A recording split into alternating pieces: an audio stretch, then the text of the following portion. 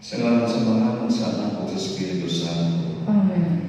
Ang grasya sa atong Ginoong sa Kristo, ug sa Dios, ug ang panag-usa sa Espiritu Santo, manaakan ninyo. Manaw sa kanimo. Paiso, ang Ginoo, sulitan sa itong kasalanan, namanan kita sa pagsaulog sa Santos nga Misa.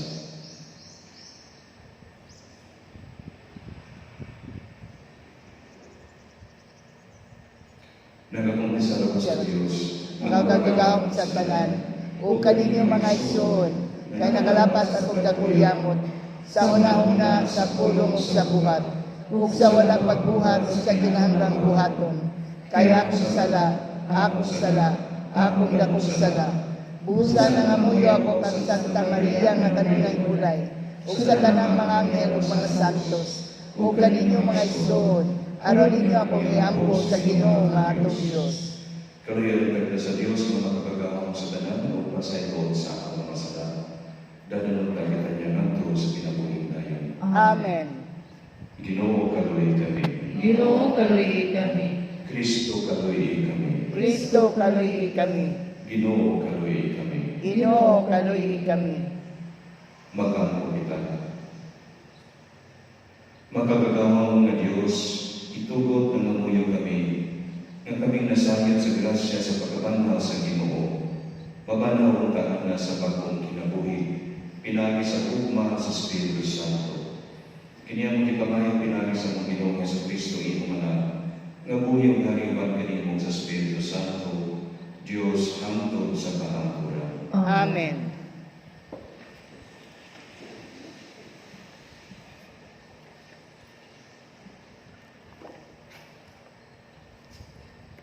Kinutuikan sa mga buhat sa mga apostoles. Niyanto ikayo na, nagpadayon si Saulo sa makintas nga pagbulga sa pagpatay sa mga tinunan sa Ginoo. Niadto siya sa Pangulong Bali o nangayo mga sulat nga magpailakan niya sa mga sinagoga sa Damasco. Magitubutan siya pagtapok sa mga sumusunod sa dalan nga iyang makitaan dito, lalaki o babae, upang dalakan nila balik sa Jerusalem. Sa iyang pagpayon sa Damasco, o sa doon na siya sa siyudad, sa kalit may kahayag ikan sa langit, na mindan ang likod kaniya. Natuba siya, o nalingog niya ang timog na nagtinori. Saulo, Saulo, nga nang ginutos mo man ako. Kinsa ka ba, Ginoo? Nangutana siya. Ang tingog niingon, ako si Jesus, nga imong ginutos. Apan bangon, ug lakaw ngadto sa siyudad, ug dito sultihan ka kung unsay imong buhaton. Ang mga tao nga kauban ni Saulo, nangbunog nga wala makatingog. Nadumog nila ang tingog, apan wala sila tao na nakita. Mibangon si Saulo ug ibuka niya ang iyang mata, apan dili na siya makakita. Busa ila siya giakan o idala ngadto sa Damasco. Sunod sa tulo ka adlaw, dili siya makita kung ining panahon na wala siya mukaon inom. Dito sa Damasco may usa ka tinunan nga ginanang Ananias. Pinaagi sa pananawon, giignan siya sa Ginoo. Ananias, pumutubag siya. Aniya ako, Ginoo. Ang Ginoo mingon kaniya. Nakaungan ko sa dalan nga ginanang Tulgi, nga dalan. O pangitaan ito sa balay ng Judas, ang usa ka tawo nga nagtarso paghinanag sa ulo. Nag-ako siya sa pananawon, nakita ni Saulo ang usa ka tawo paghinanag Ananias, na misulod kung niya ipano kaniya sa iyang kamot aron makita siya ang usa. Si Ananias mitubag, Ginoo, daghan ang nagsulti kanako, mahitungod kaniya, o sa mahilmi nga mga butang iyang gibuhat batok dito sa Jerusalem. Ug karon aniya siya sa Damasco, ug gihatagag gahom sa mga kadagkuan sa mga pari, pagdakop sa tanan nga nagsakit sa imong ngalan. Ang Ginoo ingon kaniya, adtua siya, kay gipili ko siya, aron mag-alagad kanako. Ug sa pagpaila sa akong ngalan, ngadto sa mga dili-Hudiyo, ug sa mga hari, ingon man sa katawhan sa Israel. Ug ipakita ko kaniya ang tanan nga iyang pag-aantuso tungod kanako. Busa niadto si Ananias sa balay, ug ipandong niya kang Saulo ang iyang mga kamot. Unya ingon siya, igsuong Saulo, ang Ginoong Hesus nga nagpakita kanimo dito sa dalan sa imong pagpaingon nganhi, nagpadala kanako aron makakita ka pag-usab o papuno sa Espiritu Santo. Diha-diha, may nangahulog na daw mga hintis sa isda gikan sa mata ni Saulo o nakita siya pag-usab. Nitindog siya o ibunyagan o kuman siya makaon na basko siya. Nagpapigil si Saulo sa Damasco, sulod sa pipila ka adlaw uban sa mga pinunan. Miadto siya sa mga sinagoga o nagsangyaw na si Jesus mao ang anak sa Diyos. Ang pulong sa Ginoo. Salamat sa Diyos. Paglakaw ka mo sa tibuok kalibutan o isangyaw ang maayong balita. Paglakaw kamo sa tibuok kalibutan, o isangyaw ang maayong balita. Dahil ang Ginoo, kamong tanang mga nasod. Himaya siya, kamong tanang katawan. Paglakaw kamo sa tibuok kalibutan, o isangyaw ang maayong balita. Kay makanunayon ang iyang kaluoy anak kanato, ug ang kamatinud-anon sa Ginoo nagalungtad sa kahantuan. Paglakaw kamo sa tibuok kalibutan, o isangyaw ang maayong balita.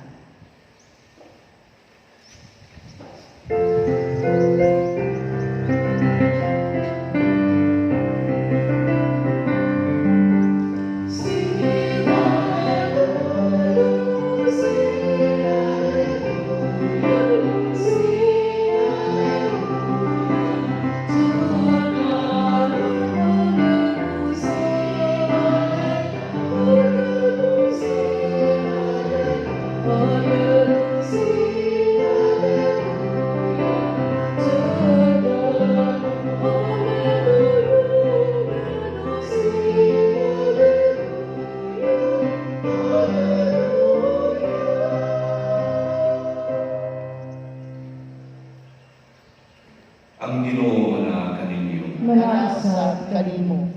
Pagbasa gikan sa Santos nga Ebanghelyo sa mala ni San Juan. Himayaw ikaw, o Ginoo.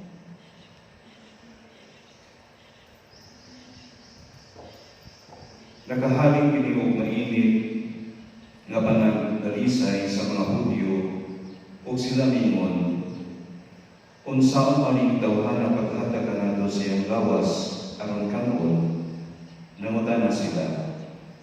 Si Jesus mingon kanila, sultihan mo kamo, kung dili ka mo mukaon sa unod sa anak sa tao, o dili mo inom sa iyang dugo, dili ka mo makabaton o kinabuhi. Ang mukaon sa akong unod o mo inom sa akong dugo, may kinabuhing balay katapusan, o banhaman ko siya sa katapusang adlaw. Kaya ang akong unod, mao ang matuod na kalanmon, ug ang akong dugo, mao ang matuod na ilimnon. Ang mukaon sa akong unod ug moinom sa akong dugo, magpuyo dinhi kanako ug ako diha kaniya. Ang buhing amahan mao nagpadala kanako ug tungod kaniya nabuhi usab ako. Sa samang paagi ang mukaon kanako, mabuhi tungod kanako. Usa kini mao ang pan nga gikan sa langit, dili kini sama sa pan nga gikaon sa inyong mga katigulangan, ug unya nangamatay gihapon. Ang mukhaon dili maumpan, mabuhi sa dayon. Gisugi kini ni Jesus samtang nagtudlo siya dito sa sinagoga sa Capernaum. Ang Ebanghelyo sa Ginoo. Dahil ikaw, O Kristo. Padayon kita sa pagpanginaw ini Bread of Life discourse sa atong Ginoo sa Kristo. There is an old saying that goes, repetition is the mother of all learning. Ang mga veteranong magtutudlo na sayon na aron masabta ng usa ka bilingon nga butang o pagtulunan, siguro na yung mga teachers din, sayon ko ini. Kinahanglan kini nga balik-balikon sa pagpasagot hangtod nga magkuha kini sa mga estudyante. Repetition is the mother of all learning. Kini ang gibuhat ni Jesus sa iyang mga tinunan o sa katawhan na naminaw na niya. Aron ang sabta nila nga siya ang pan nga gikan sa langit, nga siya ang pan nga maghatag og kinabuhi sa tanan nga mutuo kaniya. Iya kini gibalik-balik pagsulti ngadto kanila. Dili tungura sa Ebanghelyo daghan sa mga naminaw kang Jesus ang naglisod pagdawat sa iyang timon. Dili sila makadawat ni panudluan. Bibiya pagaling niya ang kadaghanan. They left Jesus behind. Sa palagog nila ni maong pulong. Ilang bibiyaan, di nila madawat. Kinahanglan sila mukhaon sa iyang munon, umuinom sa iyang gabo, aron maluwas. Now, kini naghatag ang Jesus o akong kahigayunan sa pagpaklaro unsa gayon buot niya nga ipasabot sa pagsulti niya. Pwede man siya kaingon, ayaw mong paglakaw, ayaw ka mong pagbiya ka na ako, tugod ini nga mong pagtulunan. Kang itulugan ninyo bayan sa mulawa sa grupo, kay hindi na mao nga akong ipasabot. Simpulo lamang ang akong ipasabot. That the bread and wine after the consecration are merely symbols of my body and blood. Pwede niya sabihin na na, umaon ka na. But no, Jesus did not say that. Jesus did not water down his claim as if eating his flesh and drinking his blood were just metaphors for believing his doctrines. No. Wala niya uspa ang tuno sa iyang gisulti. Bisa dagan ang reklamo, bisa dagan bibiya kaniya, he never watered it down. He never took back his word. Wala din sa Jesus. On the contrary, he reiterated, ibalik-balik palagi niya ang imong sa mga mga nanungugan. The importance of really eating his flesh and drinking his blood. Ang iyang dingon, sultihan ko kamo. Kung dili ka mo mukaon sa unod sa anak sa tao, o dili mo inom sa iyang dugo, dili ka mo makabaton o kinabuhi. Unya paminaw, ibalik niya pagsulti. Iusap lang ang mga pulong. Ang mukaon sa akong unod, o mo inom sa akong dugo, may kinabuhi buhay katapusan. Unya mingon nabot siya, kaya ang unod, matuod nga kalangon, o ang akong dugo, matuod nga ilimnon. Ang mukaon kanako, mo inom sa akong dugo, magpuyod diri kanako, o ako magpuyod diha kaniya. Ang mukaon kanako, mabuhi tungod kanako. Ang mukaon ni mampan, mabuhi sa dayon. You see, many brothers and sisters, Jesus really said again and again. Why? Because this is something for him very important. The Eucharist is very important. Kanang konsekrado nga ginadawat sa communion, very important. And this is vital for all of us. 7 times throughout this speech, Jesus repeated that his flesh is to be eaten and his blood to be drunk.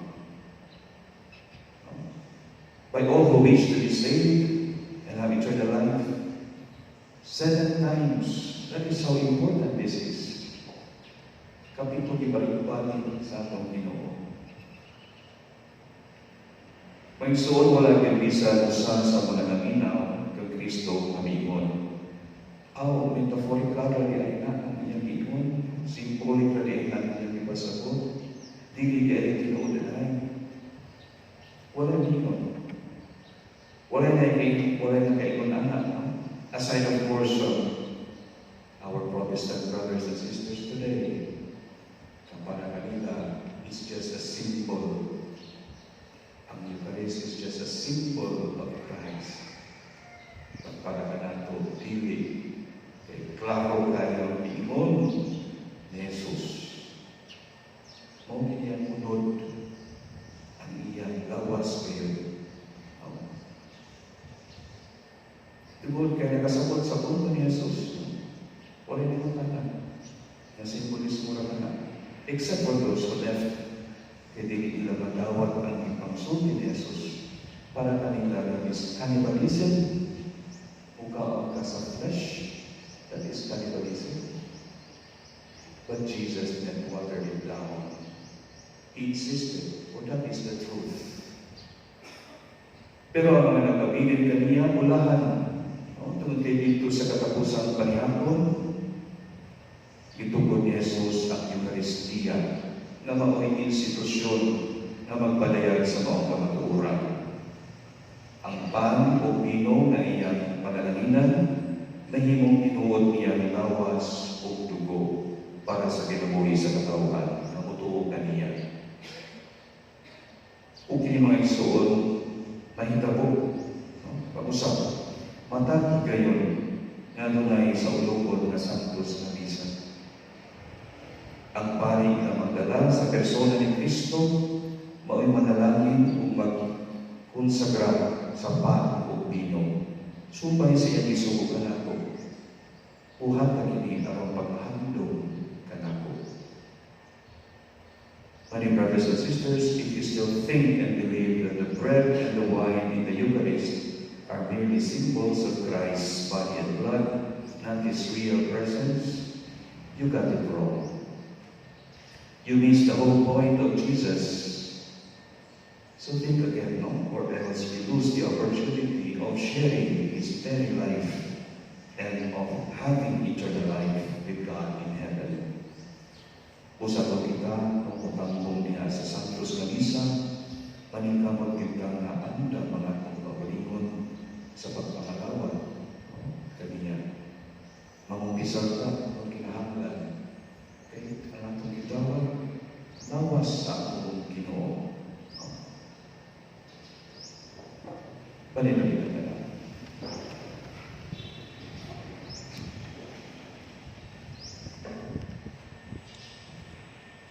Ang mahal na hinadagan nato sa inyong anak, isip matugod na kalamon o matugod na ilignon, mga ikagaroon sa tanan ng mga kinahanglan kung may magita, amahan pamatiyan kami. Amahan, Pamatiya kami.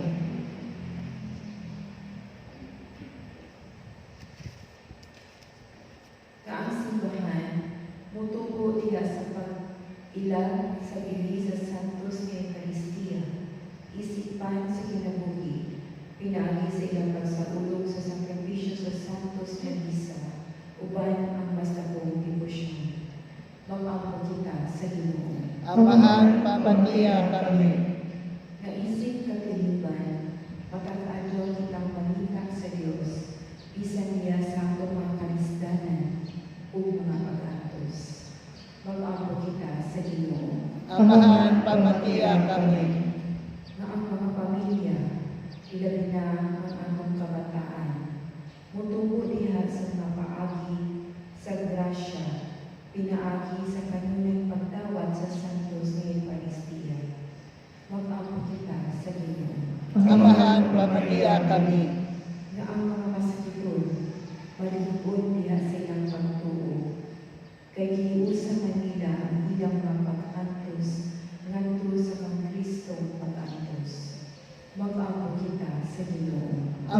Amahan, pamatiya kami. Nga imong mag-isipon na tapos o makuslanan alang kanawon. Ang halang ng Diyutilong kahumo, mabayaw na ngadto sa altar sa mga santos. Mag-aako kita sa Ginoo. Amahan, pamatiya kami. Ang ato mga minahal na nangamatay, makaangkon na sa kinabuhing dayon nga gisaan ni Kristo. Mag-aako kita sa Ginoo. Amahan, pamatiya kami. Amahan kaya kung mo ang lawas o dugo sa inyong anak. Ituod na pinagi sa mong pagkikiusa kaniya, may usa-usa kami sa usa-usa. Kini ang ipangayang pinagi ni Kristo among Ginoo. Amen.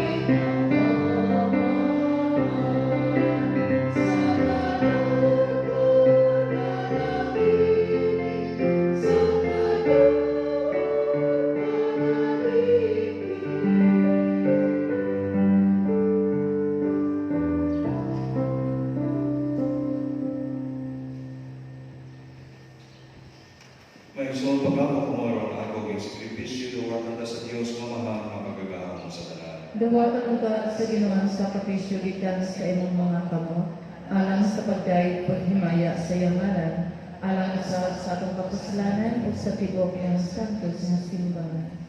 O Ginoo, santo sa kini mga halal, nga sa imong pagdawat sa grasa ng Espirituhanon, himuha kaming naalak, himuha kaming alang kanimo, nga mga grasa nga tunhay alang kanimo. Kini among ipangayo pinagi ni Kristo among Ginoo. Amen. Ang Ginoo wala kaninyo, Manasab kanimo, ibayaw inyong mga kasing-kasing. Amon gibayaw ngadto sa Ginoo. Magpasalamat kita sa Ginoong atong Diyos. Angay ug matarong. Santos nga mga Diyos na tunay ug makagagawang sa tanan. Angay ug matarong kayo na pagmalipayan kami sa pagdaig kanimo sa tanang panahon. Apan labi na gayon ini mahimayang panahon sa pagkabanhaw. Kano sa si Kristo gihagad nga among sakripisyo sa Pasko. Kay wala siya mohunong sa paghagad sa iyang pagalingon tungod kanamo ug diha sa imong atubangan. Nangalibot kanamo sa walay hunong kapag panglaban. Si Kristo nga ikahalad nga dili na mamatay. Siya ang kordero nga kanunay buhi bisan ipatay. Ubusa uban sa mga anghel ug mga santo sa langit. Nagasangil kami sa imong himaya. Duyog silang walay hunong nga pag-awi. Santos, Santos, Santos nga Ginoo, Dios sa kagahuman, puno ang langit ug yuta sa imong himaya. Husana sa kahitasan. Daygon ang nagani sa ngalan sa Ginoo. Husana sa kahitasan. Santos gid ikaw o Ginoo ang tukuran sa tanang kasantos. Ipadalangin mo ang Espiritu ug pagsantos ni Magasa para mahimo kinialan kanamo ang lawas o dugo niya sa Kristo among Ginoo. Sa pagpasakit sa iyang kaugalingon, mikuha siya pa. Ipasalamat kanimo, mitikas o minakag kini ngadto sa matinunan o mingon. Dawata kini ninyo tanan kana, kay kini mao ang lawas, kay tulyan alam kaninyo.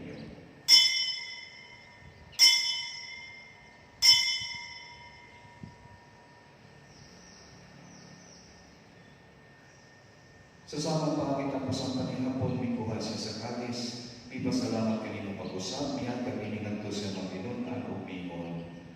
Dawata kanino Panginoon pagmatanan, gikan ini, kay kini maong kalis sa akong dugo.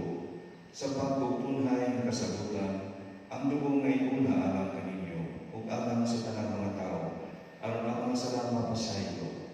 Buhat na kaniya ang paghandong kanako.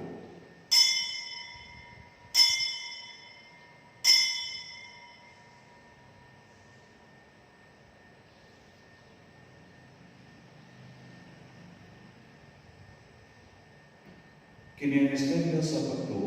Si Kristo namatay, si Kristo nabanhaw, si Kristo mubalik nganhin. Aron paghandong sa kamatayan ng pagkabanhaw niya si Kristo, nagahanap kami kaniyang mga mahanan ni Paan sa kinabuhi o kalis sa kalawasan. Nagapasalamat kami kanimo tungod kay imo kaming giisip nga ngayon kamo atubang o mualagad kanimo. Himuha nga kami nga mga lawat sa lawas sa kinabuhi ni Kristo, magkahiusa niya sa Espiritu Santo. Hinundumi Ginoo ang imong simbahan sa tibuok kalibutan. Himuha nga mahingpit kami diha sa gugma. Uban ni Francisco ang Papa, ni Juanito ang Obispo, o sa tanang mga pari. Hinundumi na sa mga akong igsuon nga namamatay. Palawon nga mabanhaw sila. Ug ang tanan nga namatay niya sa imong kaluoy.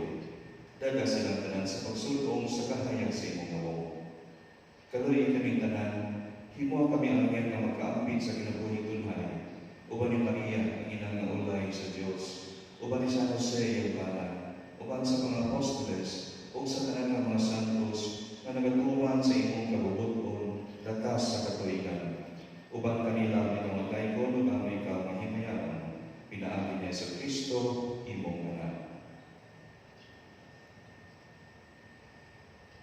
Pinaagi kaniya uban kaniya diha kaniya gihata nga nagmimo magkagagahong nga mga diha sa Espiritu Santo at tanang dugo himaya hangtod sa kahangturan. Amen. Gitulungan kita ni Jesus sa pagtawag sa Diyos sa pagmamahal usa mga kita sa Panginoon. Amahan namong nga naa sa langit, pagdaygo ng imong ngalan, umabot ka namo ang imong kinharian, matuman ang imong pagbuot dinhi sa yuta mayroon sa langit. Ang kalan namo sa matag adlaw, ihatag ka namo karong adlaw, ug pasayloa kami sa among mga sala. Ingon nga nagapasaylo kami sa mga nakasala kanamo, ug dili mo kami itugyan sa mga panulay. Hinunuan wasa kami sa tanang daotan. Mga ikabigin mo Ginoong imo kaming luwason sa tanang daotan. Hatagin kami sa paginaw ni panahona, aron tinabangan sa imong kaluoy. Mahaligay kami kanunay sa salamat na hilayo sa tanang kasamo. Sa tanagabaho kami nga malaumon sa pagbalik niya sa Kristo among manunubos. Kay mo man ang gingharian, ang gahong ug ang himaya, hangtod sa kahangturan. Ginoo Hesus Kristo na ginukas sa imong mga apostoles, ang kalinaw ibilin ko kaninyo, ang akong kalinaw ihatag ko kaninyo. Ayaw dalawa ang mga sala kung dili ang pagsalig sa imong simbahan, o sipo sa imong kabutuon na tayo kini sa imong kalinaw o kahiusa. Ikaw ang mabuhi ug hari hangtod sa kahangturan. Amen. Ang kalinaw sa Ginoo sa kanunay manaag kaninyo. Manaw sa kanimo. Ipakilatapang ining sulan. Peace be with you.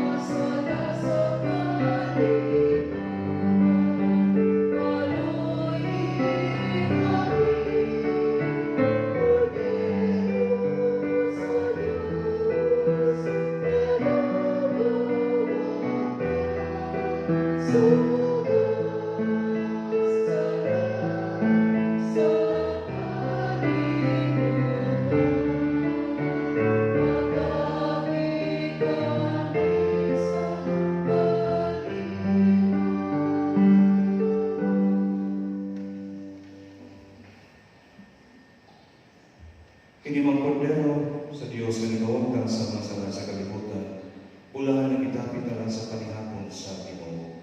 Ginoo dili ako angay nga mokalawat kanimo apan ipamulong lamang ug mamaayo ako.